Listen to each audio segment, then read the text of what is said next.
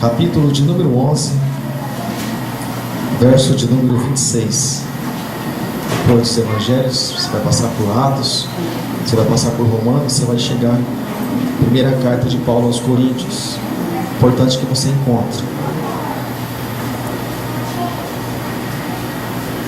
Onde diz assim a palavra de Deus: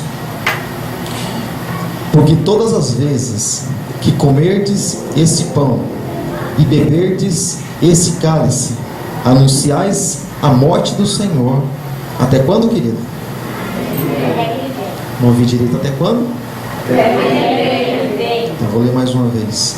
Porque todas as vezes que comerdes esse pão e beberdes esse cálice, anunciais a morte do Senhor até que Ele venha. Feche os teus olhos em nome de Jesus, mas o teu coração continua aberto. E você pode abrir seus lábios também para falar com esse Deus poderoso, esse Deus maravilhoso. Pai amado, Pai querido, Deus bendito, Deus todo-poderoso, Deus das nossas vidas, Deus grandioso, Deus o qual, assim como diz a Tua palavra, o qual nos escondeu, o qual nos protegeu. As nossas vidas, Senhor, estão escondidas em Ti, estão guardadas em Ti. Pai Santo, nós glorificamos a Ti, Senhor, pelo Teu imenso amor, pelo Teu poder infinito. Nós glorificamos a Ti, Senhor, pela Tua palavra, porque um dia nós fomos encontrados, Senhor, um dia nós fomos resgatados. Um dia nós podemos dizer que, não que nós havíamos nos perdido das Tuas vistas, Senhor, mas nós podemos dizer que um dia nós fomos achados pelo Senhor. O Senhor nos encontrou através da Tua palavra, e a Tua palavra causou impacto na nossa vida e nos transformou através do Teu Espírito Santo. Eu Te louvo, Deus, eu Te louvo, Senhor, eu Te glorifico em todos os dias, Senhor, da minha vida, Senhor. Eu quero, Senhor, ter forças e fôlego para Te louvar. Enquanto o Senhor não riscar, Senhor, o nosso nome, Senhor, e enquanto o Senhor não, da terra dos viventes, enquanto o Senhor não nos recolher, nós queremos continuar, Senhor, louvando e bendizendo o Teu santo nome. Em nome de Jesus, Senhor, a Ti seja a honra, a Ti seja a glória, o louvor e a adoração. Amém, Jesus. Amém. Pode se sentar, querido, dando graças a Deus. E eu creio que para a vida do cristão, enquanto o Senhor não tirar o cristão da terra dos viventes, enquanto Ele não riscar o nome, claro, desse mundo, o nosso nome de habitantes, de morador da terra, peregrino nessa terra, quando o Senhor não nos tirar dessa condição, o desafio nosso, querido, é louvar e glorificar o nome desse Deus. Está tudo bem? Louve a Deus. Não está tudo bem? Também louve a Deus, porque Ele é digno, Ele é merecedor do nosso louvor e também da nossa adoração. Irmãos, por que nós lemos na primeira carta de Paulo aos Coríntios, no capítulo 11, lá no versículo de número 26? Porque aquele trecho, querido, aquele versículo, ele nos dá uma dica a respeito do que nós devemos anunciar até que venha o Senhor Jesus. Então você percebe que a palavra do Senhor é sempre direcionada pelo Espírito Santo, e a própria palavra direciona a maneira que nós devemos nos expressar, e o que nós devemos ensinar, e o que nós devemos transmitir. Por exemplo, se você vai lá no livro de Jonas, profeta menor, a Bíblia diz que quando o Senhor Deus enviou ele para Nínive, para a missão, Deus também deu a palavra para ele, para que ele anunciasse exatamente aquelas palavras as quais Deus havia dito a ele. E os discípulos, eles iriam estar um tempo sem o Senhor Jesus, mas o Senhor Jesus disse assim a eles, que quando eles fossem levados diante de autoridades, diante de magistrados, pessoas humanamente falando sábias, eles não se preocupassem com aquilo que eles haveriam de dizer, mas o Espírito Santo assim faria, porque é a intenção de Deus fazer com que a palavra chegue, porém a palavra determinada por Deus, a palavra dada pelo próprio Deus. E tem peso isso, tem muito peso. Se você procurar, se a tua tradução for também revista e atualizada, a sua Bíblia, você vai ler no livro do profeta Zacarias, no capítulo 12, começa falando a respeito do peso da palavra de Deus. Ou seja, é um peso, é uma responsabilidade anunciar o Evangelho do Senhor, porque existe uma direção. E todo caminho que mostra uma direção, existe uma responsabilidade muito grande. E porque quando se anda sem direção, querido, não se faz tanta questão se vai parar, se a pessoa vai continuar, se a pessoa vai correr.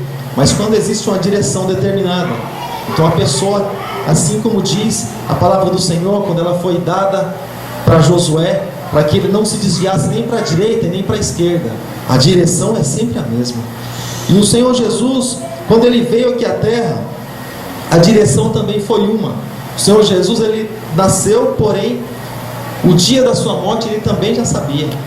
Ele também já sabia, os dias estavam contados por Deus, pelo Senhor, mas também o Senhor Jesus já sabia todas as coisas. Nada aconteceu fora do controle do Senhor Jesus, porque ele tinha poder, ele tinha domínio sobre tudo, sobre todas as coisas. As pessoas estavam conversando com ele, ele estava lendo os pensamentos, ele sabia o que as pessoas estavam pensando, arrazoando, como ele dizia, a expressão que ele usava nos corações delas. Então, querido, mas quando nós chegamos próximo de um sacrifício, e o que é sacrifício? O sacrifício, amado, é toda a vida, quando ela é apresentada diante do Senhor, nós podemos chamar de sacrifício. Então todas as crianças, até mesmo, quando elas são apresentadas no altar de Deus, não são batizadas, porque a palavra de Deus diz que nós não podemos batizar crianças, mas assim como o Senhor Jesus, com 8 dias, foi apresentado lá para Simeão, né, diante do altar do Senhor, e Simeão, e Ana estava lá também, mas ele foi apresentado ao Senhor, e Simeão disse que Deus podia o levar, porque os olhos dele já haviam visto a salvação. Simeão já era velho, avançado em idade, diz a palavra. Então, querido, quando nós falamos em cruz, nós falamos, ou seja, em vida no altar, nós falamos também de cruz, porque não há vida no altar se não tiver uma cruz, e a cruz é companheira do cristão, amado. Não tem evangelho sem cruz, não tem evangelho sem renúncia, faz parte da vida do cristão. Não estou pedindo para você pôr uma cruz no seu peito, tá bom? Vou comprar um para mim, para eu pôr aqui na correntinha. Não faz isso não, tá bom? Faz aquilo que Jesus diz: quem quer vir após mim, a cada dia negue-se a si mesmo, tome sua cruz e siga-me. Ele está falando dessa cruz, ele está falando de renúncia, ele está falando de entrega. Mas, querido, a vida do Senhor Jesus, ela foi passando e o tempo foi diminuindo, e com certeza, quando não se sabe os dias da vida, como nós não sabemos, a vida é vivida de uma maneira. Mas quando se sabe os dias da vida, por exemplo, se Deus diz para mim, muito claro para mim, você vai morrer, eu vou te levar daqui a 2 anos. Se Deus diz assim para mim, irmãos, cada dia que passa, você fala, falta um a menos, né? E Jesus sabia disso. Ele sabia que o ministério dele tinha um tempo para se cumprir aqui na terra, e depois do tempo cumprido, é o que ele disse na cruz: está tudo consumado, está tudo feito, está tudo terminado. O que ele tinha que fazer, ele já fez. Mas o tempo foi passando, e o Senhor Jesus foi anunciando o Evangelho, foi anunciando a palavra de Deus, o Evangelho do Reino. Mas houve um dia que o Senhor Jesus foi preso, isso estava escrito. Houve um dia que o Senhor Jesus foi blasfemado, blasfemaram dele, dizendo que não era aquilo que ele era. Houve um dia, querido, que a pessoa chamada Pilatos estava de frente àquele que disse em João 14,6, sendo a verdade, o caminho, a verdade, a vida. Alguém procurando a verdade ali diante do Senhor Jesus e não descobriu a verdade. Houve um dia, querido, em que o Senhor Jesus, ele precisou ir além dos discípulos. Até então ele andava sempre junto com os discípulos, mas no dia mais angustiante da sua vida, podemos chamar assim, e a Bíblia diz que ele foi orar no Getsemane com seus discípulos. Ele disse assim para os discípulos: olha, fiquem aqui, porque eu vou um pouco adiante, porque existem momentos na nossa vida que não dá para simplesmente estar entre as pessoas. Existem momentos que nós precisamos ir adiante, amado, e adiante. O nosso momento com Deus. Pastor, por que nós precisamos viver o nosso momento com Deus? Porque você pode sentir a presença do Senhor, querido, no meio das pessoas, no meio dos irmãos. É bom e agradável que os irmãos vivam em união. Salmo 133. É bom, é agradável isso diante do Senhor. Mas existem momentos na nossa vida que nós precisamos nos isolar, entre aspas, né? Nos isolar e ter nossos próprios momentos com Deus. Porque o tratamento, querido, você pode ver quando se faz um tratamento, quando a pessoa ela realiza um determinado tratamento, é para que ela se fortaleça. E quando nós temos um tratamento com Deus, é porque Ele quer nos fortalecer. E esse tratamento ele precisa acontecer. Você pode ver, como diz o livro de Salmo 91, que 1000 cairão ao teu lado, 10.000 à tua direita, mas tu não serás atingido. Por que uns caem e outros ficam de pé? Pergunta que eu faço para você. Será que todas as pessoas que caem, elas estão olhando para Jesus? É por isso que elas caíram? Se distraíram de estar tanto olhando para Jesus? Eu creio que quando alguém está olhando para Jesus, querido, A Bíblia diz que o justo ele pode até cair 7 vezes, mas 7 vezes ele levantará. Não estou profetizando uma queda não, mas eu estou profetizando, querido, que você se levante a cada dia em nome de Jesus, e você continue prosseguindo por esse caminho, porque a nossa coroa, querido, está com o Senhor, e Ele está na frente de nós, Ele está na nossa frente. E quando nós olhamos para algumas passagens, por exemplo, Isaías capítulo de número 53, nós vemos o retrato do Senhor Jesus, quando Ele foi blasfemado pelos homens, quando o Senhor Jesus estava ali na cruz, Jesus desfigurado. Um Jesus, como diz a palavra de Deus, eu vou ler alguns versículos do livro do profeta Isaías, capítulo de número 53, diz assim: quem deu crédito, ou quem creu na nossa pregação, e a quem se manifestou o braço do Senhor, quando ele está falando a respeito disso, ele está falando do Senhor Jesus, o braço forte, o braço do Senhor Deus. A quem se manifestou o braço do Senhor, porque foi subindo como um renovo. E continua dizendo a palavra de Deus que perante ele, como raiz e uma terra seca, uma terra tenra, uma terra seca, não tinha parecer nem formosura, e olhando nós para ele, nenhuma beleza víamos para que o desejássemos. Era desprezado e o mais indigno entre os homens, homem de dores, experimentado nos trabalhos, como um de quem os homens esconderam o rosto. E quantos não escondem o rosto do Senhor até hoje? Até o dia de hoje a pessoa fala assim: o que Deus, Jesus, que história é essa? Eu prefiro viver na porta larga, viver fazendo tudo aquilo que eu posso. Muitos andam escondendo o rosto até hoje, não querendo olhar para o Senhor Jesus. Mas deixa eu dizer algo para você, algo animador. Um dia todos nós vamos ter que olhar para o Senhor Jesus, encarar Ele face a face. A Bíblia diz que até os que o transpassaram vão ter que estar de frente com o Senhor Jesus. Se eles se arrependeram, amém. Mas se eles não se arrependeram, eles vão ver que aquele que eles o transpassaram, que o transpassou de um lado ao outro, aquela lança, e qual derramou todo o sangue do Senhor Jesus, ele vive. E ele não morreu, mas ele ressuscitou e vive mais que nunca, amado, porque a morte não pôde vencer o Senhor Jesus. E a Bíblia diz que assim como o Senhor Jesus foi ressuscitado dentre os mortos, nós seremos ressuscitados também. Amém? E diz mais alguns versículos aí para baixo, que verdadeiramente Ele tomou sobre si as nossas enfermidades e as nossas dores levou sobre si, e nós o repudiávamos por aflito e ferido de Deus e oprimido, mas Ele foi ferido pelas nossas transgressões e moído pelas nossas iniquidades. O castigo que nos traz a paz estava sobre Ele, e pelas suas pisaduras nós fomos sarados. Então você percebe por que o ser humano tem alguma liberdade com Deus? Por causa do Senhor Jesus. Porque o ser humano ele tem essa liberdade de orar a Deus por causa do Senhor Jesus. Tudo quanto é privilégio, querido, que nós temos, podemos chamar assim, dessa liberdade, dessa segurança de nós dizermos assim: Senhor, quando a oração final do dia, normalmente, Senhor, muito obrigado por mais um dia, abençoa o meu dia de amanhã. Porém, se o Senhor não permitir que eu viva no dia de amanhã, eu quero me encontrar com o Senhor. Essa segurança, esse tipo de privilégio, querido, homem nenhum pode dar. Esse tipo de privilégio a pessoa não encontra em lugar nenhum, mas ela só encontra com Deus, se encontra com Jesus, ela só encontra na palavra, e quando o Espírito Santo testifica de que ela é filha de Deus. E quando nós olhamos, querido, o Salmo de número 22, o Salmo de número 22, amado, em alguns estudos você pode verificar isso.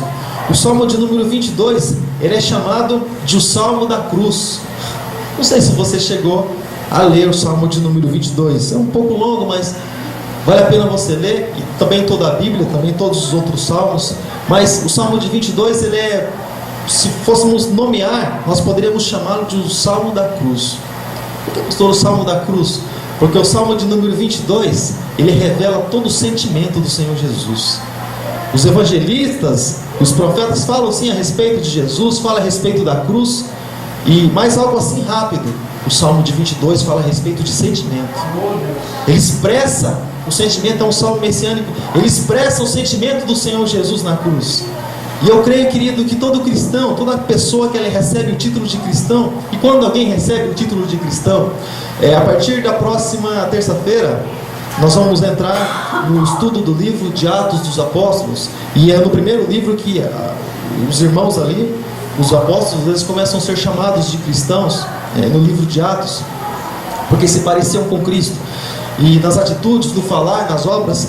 Mas, querido, todo aquele que é chamado de cristão, aquele que é considerado cristão, aquele que se identifica, que o Espírito Santo confirmou no coração dele, testificou a respeito da vida dele com Deus, da segurança de que ele vai morar com o Senhor, eu creio que já ouviu ou já se expressou algumas vezes, ou já teve algum tipo de sentimento que Cristo teve.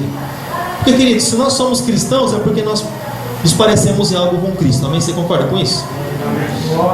E se Cristo, ele foi para a cruz, e ele disse que nós precisaríamos tomar a nossa cruz, então tem que haver alguma semelhança. Amém? Se Cristo foi blasfemado, em algum momento da nossa vida a blasfêmia ela vai chegar. Muitas vezes demora um pouquinho, mas ela chega. Muitas vezes alguém pode dizer, assim como disse para o Senhor Jesus, que ele não era filho de Deus, assim como o próprio Satanás se manifestou a ele na tentação, Mateus 4, e disse para ele que ele não era. Se você é filho de Deus, por que você está com fome? Por que você não transforma essas pedras em pães e satisfaz o seu desejo? Desejo da carne, é claro. Talvez em um momento da tua vida você vai ouvir: se você é filho de Deus, e aí? Mostra que você é filho. Sabe, querido, deixa eu falar uma coisa para você. Deus tem filhos em cima, Deus tem filhos no meio, intermediários, e Deus tem filho embaixo. Deus tem filhos como José de Arimateia, importantes, conhecidos na sociedade. Deus tem filhos comuns, Mateus, publicano, Zaqueu e outros assim. Mas Deus tem filhos também, Lázaro. Você sabia disso? Não sei em que qualidade nós nos encontramos ou nos encaixamos. Melhor refletir um pouco sobre isso. Mas independente do degrau, do lugar onde nós nos colocamos diante da sociedade, uma coisa que nós não podemos perder é a identidade de filho. Essa não podemos perder. Muitas coisas no mundo, eu creio que nós vamos perder, sim. Muitas coisas no mundo. Mas a identidade de filho, essa não. Essa tem que estar guardada, porque um dia nós precisamos ser reconhecidos, porque um dia nós não podemos ser confundidos, diz a palavra de Deus. Mas deixa eu ler alguns versículos do Salmo de número 22. Quero começar pelo primeiro. É claro que só alguns. Diz assim a palavra de Deus: Deus meu, por que me desamparastes? Essa expressão foi usada pelo Senhor Jesus na cruz. Então você percebe de onde vêm essas palavras. Deus meu, por que me desamparastes? Por que te alongas das palavras do meu bramido, ou da minha oração, do meu clamor, e não me auxilias? Por que o Senhor não me ajuda? A oração do Senhor Jesus, daquele que veio de Deus, daquele que disse certa vez: vocês são de baixo, eu sou de cima. Daquele que disse isso, daquele que, como diz a palavra do Senhor no livro, no Evangelho de João, quando diz que ele não frequentou escola alguma, e é isso que impressionava as pessoas, e ele crescia tanto na graça como no conhecimento, em estatura, crescia tudo junto, e com 12 anos ele já ensinava na sinagoga, as pessoas ficavam ali espantadas. O garoto com 12 anos, agora imagine com 30 anos quando ele saiu para o ministério. As pessoas não sabiam, não tinham o que dizer a respeito do Senhor Jesus. Em palavra alguma, em situação alguma, ele entrava errado. Querida, a Bíblia diz que palavra nenhuma de engano passou pela boca do Senhor Jesus, e também pensamento nenhum. Mas ele disse assim: por que não me auxilias? Continua dizendo a palavra de Deus: Deus meu, eu clamo dia, e eu também clamo, não sei como está aí na tua tradução, mas aqui está escrito que eu clamo de dia, e tu não me ouves, tu não me escutas, e de noite, e não tenho sossego, não tenho tranquilidade. Ou seja, irmão, deixa eu pôr uma vírgula aqui, por um parênteses aqui. Existem momentos na nossa vida, aqui é claro um plano específico de Deus para o Senhor Jesus, mas existem momentos na nossa vida, existem planos de Deus na nossa vida, que nós vamos nos sentir exatamente como Cristo, porque nós somos cristãos. Existem momentos que nós vamos orar a Deus e vai ser como se Deus não ouvisse a nossa oração. É como se não ouvisse, mas Ele ouve e Ele recebe. E a nossa oração, querido, independente de como que nós estejamos, a nossa oração ela precisa ter uma direção: o trono de Deus, o coração de Deus, a presença de Deus, e ela ainda tem que subir com adoração diante do Senhor. Fácil ser cristão? Jesus falou que a porta é estreita, Jesus falou que o caminho é estreito, mas Ele disse que no nome dEle nós poderíamos passar por esse caminho, passar por essa porta, no nome dEle. É claro que não cabe nada, não cabe nada além de nós, da nossa fé, não cabe nada. Por exemplo, se esse é o meu pecado, se essa é o meu vício, se esse é o meu pecado, por exemplo, não cabe eu e esse objeto, não cabe. O caminho é tão estreito, querido, que só cabe a própria pessoa. Só a própria pessoa que tem essa identidade de filho de Deus, só ela que cabe nesse caminho, não cabe mais nada. Então algumas coisas, você sabe quando o barco ele está para naufragar? Lá nós vamos estudar em Atos dos Apóstolos, quando fala a respeito do naufrágio de Paulo. Mas quando o barco muitas vezes ele está com sintoma de naufrágio, sabe o que as pessoas fazem? Elas começam a aliviar. Então elas começam a jogar algumas coisas assim que elas julgam pesadas. Elas começam a jogar para fora, jogar na água, porque elas preferem perder os bens do que a própria vida. Então elas começam a tirar ali tudo aquilo que pode fazer com que venha naufragar mais rápido. Ou talvez se elas jogarem aqueles objetos todos fora, pode ser que o barco não venha naufragar. Sabe a vida do cristão? Nós precisamos, todo cristão tem que passar por esse momento. Ele necessita passar por esse momento em que, se ele não for descartando algumas coisas da vida dele, aquilo que desagrada a Deus, se ele não for jogando fora, se ele não for sepultando os males que acompanhava ele pode naufragar. E ele tem por tendência a naufragar. E isso está escrito na palavra de Deus. Porque até isso vale para a igreja e até para muitos homens de Deus, até mesmo. Você pode pensar assim: mas pastor, tem julgamento? Leia Tiago capítulo 3, você vai ver que o julgamento é mais rígido ainda, mais duro ainda. Tiago capítulo 3. E a Bíblia diz que naquele dia, como está escrito em Mateus capítulo 7, a partir do versículo 21, que naquele dia muitos chegarão diante do Senhor e dizer: Senhor, nós em Teu nome expulsamos demônio, em Teu nome nós curamos, em Teu nome nós fizemos maravilha, em Teu nome nós fizemos tantas coisas, Senhor. E o Senhor ainda vai dizer para eles: apartai-vos de mim, vós que praticais a iniquidade, eu não vos conheço. Sabe por quê, irmãos? Porque em nossos dias, deixa eu pôr um parênteses aqui, os nossos dias, uma preocupação que muitas pessoas têm não é simplesmente em fazer a obra como o Senhor tem determinado, mas simplesmente em fazer. Deixa eu falar uma coisa para você. Quando Deus falou para Noé, isso serve para a nossa vida cristã também, a nossa vida do dia a dia. Não basta simplesmente viver com a Bíblia embaixo do braço, é preciso ler, acreditar nela e obedecer aquilo que está escrito. Quando Deus disse para Noé, para que Noé construísse uma arca, Deus falou a respeito da madeira que Noé ia usar, do betume, daquilo que depois de pronto, Noé ia revestir para que não entrasse água. Deus deu todos os detalhes, deu a planta para Noé, falou: Noé, eu quero que você faça assim, a planta é essa. E depois de tudo pronto, querido, veio o dilúvio.